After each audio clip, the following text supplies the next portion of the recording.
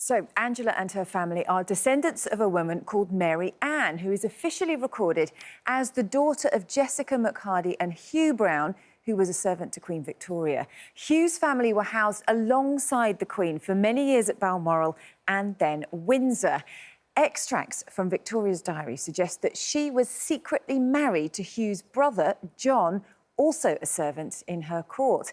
Well, this has led some historians to believe that Mary Ann could actually have been Victoria and John's child, concealed to avoid scandal. Fast forward 4 generations and 5 monarchs later, if Angela's connection to the British royal family is true, then she could be Queen Victoria's great-great-granddaughter, sharing the same connection to Victoria as the late Queen Elizabeth II. And that also makes Angela a distant cousin of King Charles. Thank you, Charlotte. So, is Angela really a royal relative? She joins us live from Minnesota, and also here to help us uncover this mystery is historian and author Dr. Fern Riddell. Oh, my goodness, Angela, I'm going to come to you first of all. Do we just say hello? Is it Your Majesty? Do we curtsy? How do you feel about this news? Oh, it's been a bit surreal to kind of take it all in. So, but yeah, it's pretty exciting. I'm here to have the story get out. Yeah, it's surreal. I mean, you're a carer, wonderful job to do, aren't you, in your real life? How different is your life to being a princess right now? Oh, well, I don't really have anything to compare to it as being a princess, but I mean, definitely a personable person, and I think I could relate to a lot of different people in that sense. So. Yeah, there we go. But have your friends, Angela, over the years, have they tended to say to you that you have a regal air about you? Do you tend to talk in the third person like the monarchs in the UK, you know, our and we rather than I and me? Not necessarily. No, I don't think I have had that problem. So no, but my friends that are aware of the story to date, they've been having a good time teasing me about it. So yeah. And at least you can say we are amused by it, I can tell, rather than the way Yes. Queen Victoria was never amused by some things. Don't go anywhere, Angela, because you're the woman, aren't you, who has basically started this whole thing by uncovering and exploring the connections. There's always been 3 rumours about Victoria and John Brown. Were they lovers? Did they get married? Did they have a child? And among historians, we've had the secret hints that the family might have kept an archive safe, but no one knew where it was. For the last 4 years, I've been investigating that, and it led me to meet the brilliant Ange and to see that her family had the remnants of this family archive. She also revealed this incredible secret that they had been keeping for 160 years, that potentially in the family there was this rumour that they were descended from John Brown and Queen Victoria. And it's been an incredibly exciting journey, a story I never believed would happen. And to be fair to Ange, she's always said to me, we don't know if this is true. And one of the things I do in the book and in the documentary is we examine the evidence, what could prove it and what could disprove it. I mean, going back to the time of Queen Victoria, it was quite openly discussed, wasn't it? Yeah. The children of Victoria would refer to John Brown as their mother's lover. Yeah. So this wasn't something they concealed. Not at all. And I certainly think when you look at how Victoria lived, she was very open about how important John was to her.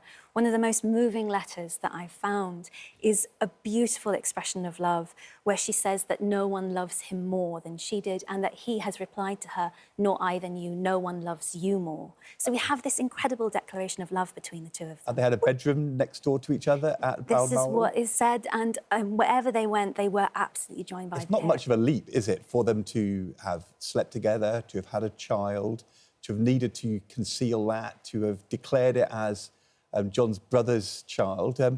It's quite a leap, though, to get from that to a descendant in Minnesota.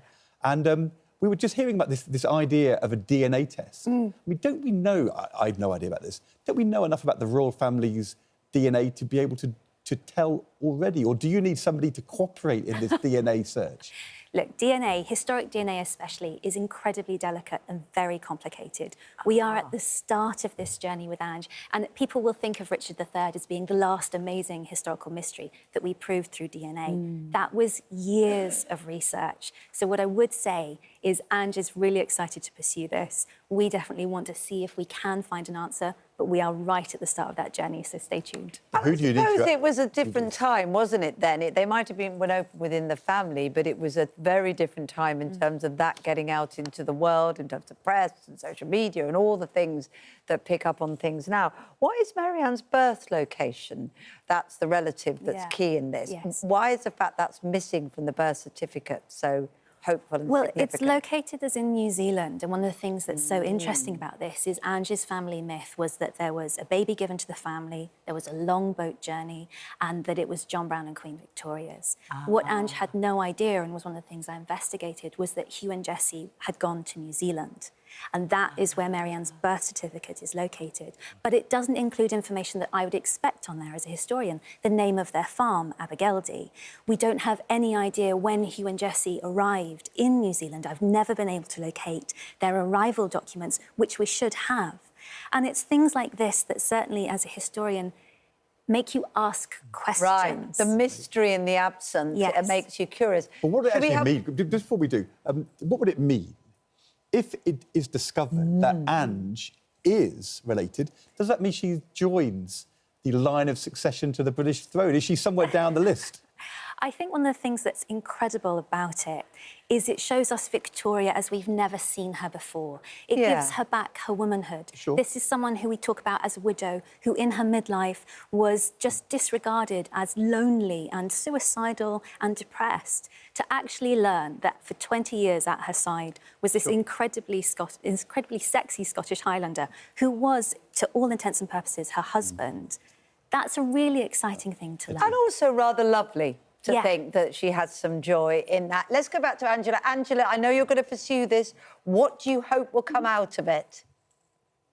I mean, I do have a sense that there is, you know, a level of legitimacy to the story. So I just hope the truth comes out and that, you know, the story can be, you know, acknowledged. It can be given its place in history that it deserves. Their love story, you know, it's beautiful. You don't have that kind of, you know, romance these days anymore. So that's my main goals. I just want the story out there and for it to be recognized. That's a lovely way to think of it. It would also be quite exciting to become a member of the royal family, wouldn't it?